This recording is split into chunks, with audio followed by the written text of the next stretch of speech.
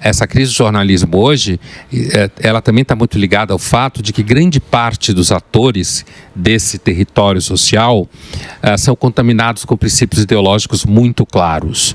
Então você tem uma maioria imensa que está à esquerda, né, que forma consórcios, amizades, formam sociabilidades, e isso vem da universidade, porque os seus professores já eram assim, e isso deságua, por exemplo, da incapacidade quase absoluta da mídia, da imprensa americana, e nós repetindo a mesma coisa com relação à eleição americana.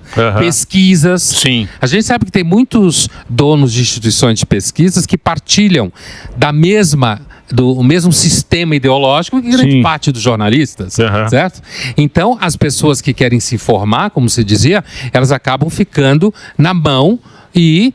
por quê? Porque alguém vai analisar uma coisa, essa análise acaba sendo enviesada pela expectativa de que aquelas pessoas que estão montando a editoria ali no caso, querem passar aquela imagem. Então, eu acho que isso põe o establishment em crise muito e gera muito aquilo que muita gente em redes sociais fala, que eu não acredito no seu veículo não, porque seu veículo é todo mundo petista, né?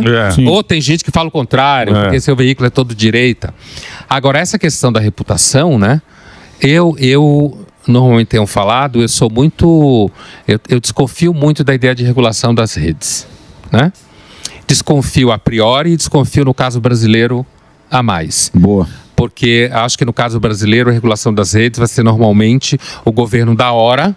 Sim, fazer o que quer. Mandando o judiciário perseguir quem não concorda com ele. É isso mesmo. Do outro. Só pode mentir eu. O nosso lado. Você não. Mas não necessariamente a regulação. É você saber a reputação de cada agente. Então, eu acho que do ponto de vista das redes, você quase tem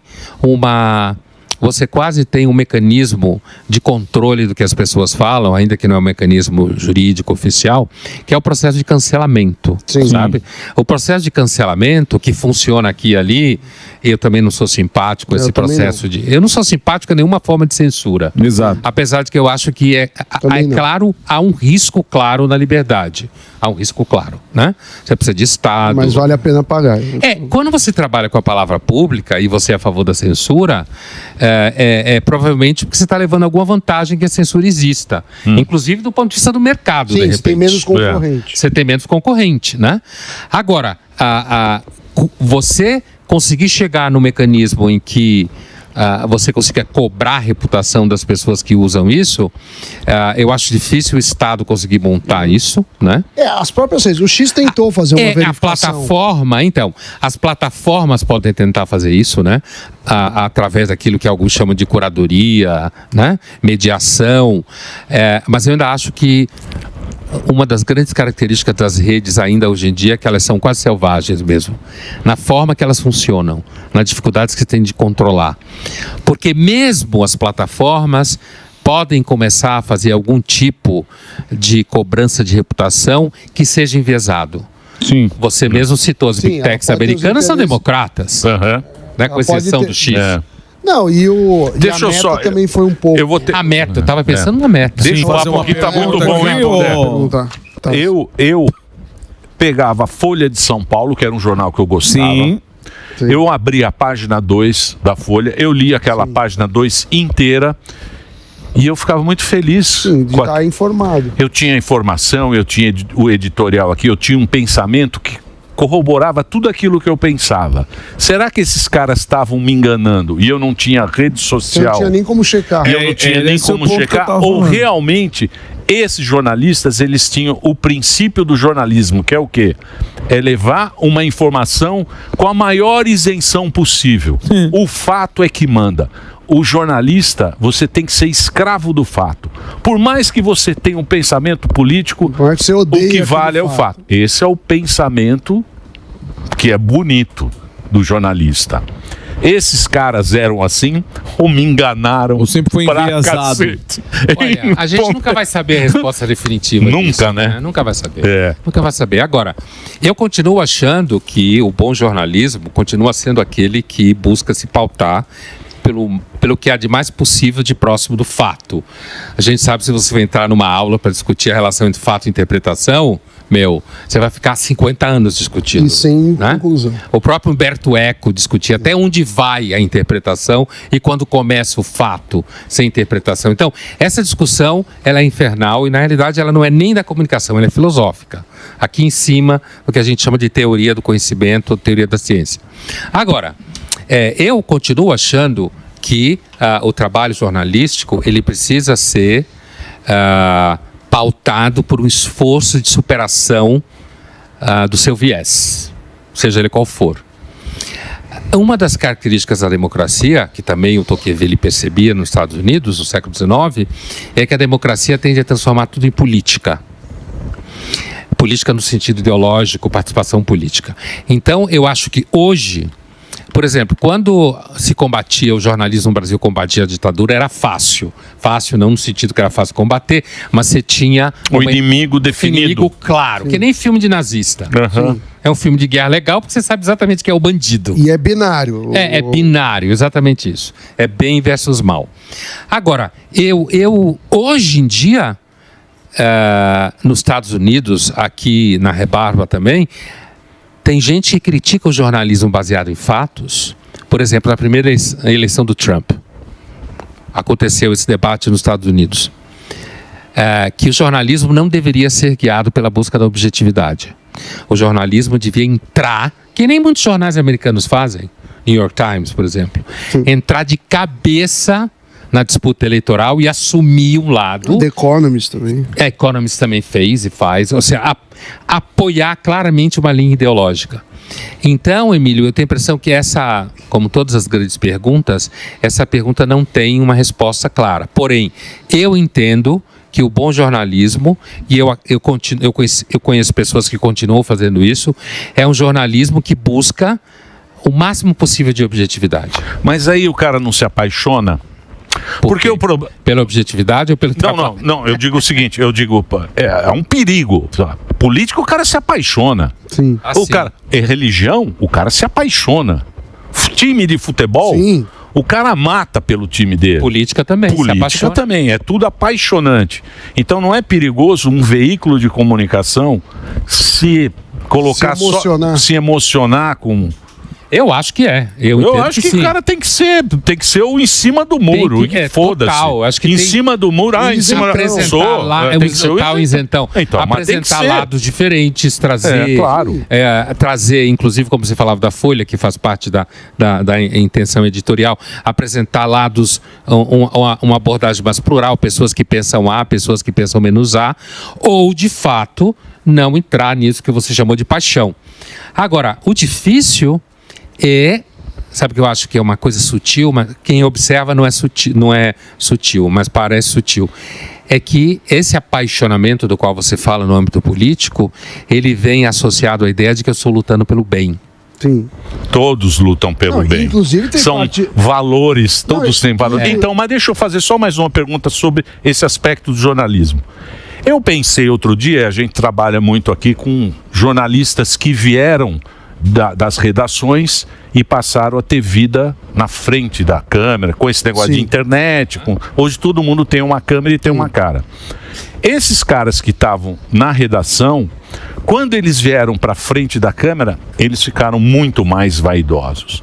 E começam a brigar entre eles. Então aí o cara assume uma posição...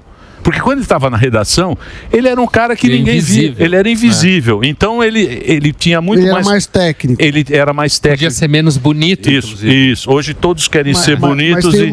Você acha que isso faz sentido de hoje em dia eles serem tão... Sei lá, tem cara de direita e cara de esquerda, pela vaidade? Sem dúvida nenhuma, a exposição na câmera para homens e para mulheres puxa a vaidade muito mais para o centro do que quando você está trabalhando numa redação. Rádio já tem um pouco isso, porque tem a voz, a identidade. Isso. Mas quando você trabalha numa mídia impressa, numa redação, não tinha isso. Esse é o nome no máximo. Se você fosse quem assinava artigos, né? Porque um monte de gente nem assina artigos no seu cotidiano. Então eu acho que sim, a ideia de você aparecer, inclusive de você começar a ser reconhecido, porque você aparece, seja na TV, seja em redes sociais ou nos dois, isso seguramente joga você numa situação, inclusive do ponto de vista da sociabilidade, de você se posicionar. Então, o que acontece em muitos ambientes ideologizados? como universidades também, que é um ambiente que eu conheço. Se você não faz parte daquela patota ideologizada, não te chamam para jantar, atrapalham você no colegiado, podem perseguir um aluno seu de pós, atrapalhar do ponto de vista de bolsa, certo? Atrapalhar, inclusive, do ponto de vista de grade horária, de disciplina. Tudo isso acontece.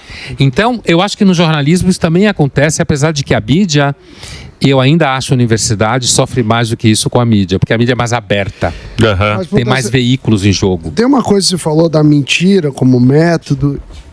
dos departamentos de comunicação do Estado. E eu fiquei também pensando o seguinte, o cara, às vezes no jornalismo ou no governo, ele justifica e falando, eu tô mentindo ou eu tô fazendo mal, mas é para um bem maior. A gente teve no Brasil o caso, o cara ser preso gritando o nome do partido. Porque assim, por mais que o cara cometeu um crime, desviou dinheiro, muitos casos até réu confesso, existe essa justificativa, né? O ser humano, às vezes, ele fala assim, ninguém se julga como uma pessoa ruim. Então, isso você acha também faz parte do jornalismo? Assim, tá bom, eu sei que eu não estou sendo tão isento, mas eu estou fazendo isso por um bem maior da sociedade. Eu acho que no caso que eu falava de eu estou associado ao bem, eu diria que tem talvez um elemento a mais nisso, que é o seguinte, quando o sujeito é pego numa investigação de corrupção, por exemplo, e vai preso, primeiro que as pessoas que aderem àquele sujeito continuam achando que a investigação foi falsa, né? É tudo um complô. É uma das grandes crises com o aumento de fontes de informação e aumento de emissão de informação, onde todo mundo é emissor e receptor, como hoje, é o fato de que diminui a credibilidade dos elementos e das instituições, entendeu? Então todo mundo duvida de tudo. Então, se fulano foi preso e eu tenho aderência a ele, ao partido dele, então a prisão foi falsa. Se Cicrano foi preso e eu não tenho aderência ao partido, então a investigação é correta, certo? E é muito difícil, então, você ter a capacidade cognitiva, como se fala em filosofia, ou mesmo a capacidade de discernimento para chegar a isso. É claro que o sujeito que é político, e ele vai preso num caso como esse, ele vai continuar dizendo que está sendo perseguido, que é preso político e tudo mais. No caso que eu falava do jornalismo, assim como eu acho que professores e universidades se acham que se eles representam o bem, é no sentido de que eles se veem com uma espécie de exército que carrega a salvação política da sociedade. Isso que eu quero dizer com eles acham que representam o bem, né? Então, é mais ou menos como no século XIX ou no metade do XX, a classe operária, que carregava a história na mão, né, no sentido marxista. Então, essas pessoas acreditam que é tão óbvio para elas, dizer assim, fulano não presta. Fulano não presta porque ele falou uma frase que não encaixa naquele conjunto de 10 frases que você tem que usar para garantir que você faz parte do pacote. Mas esse é o politicamente correto.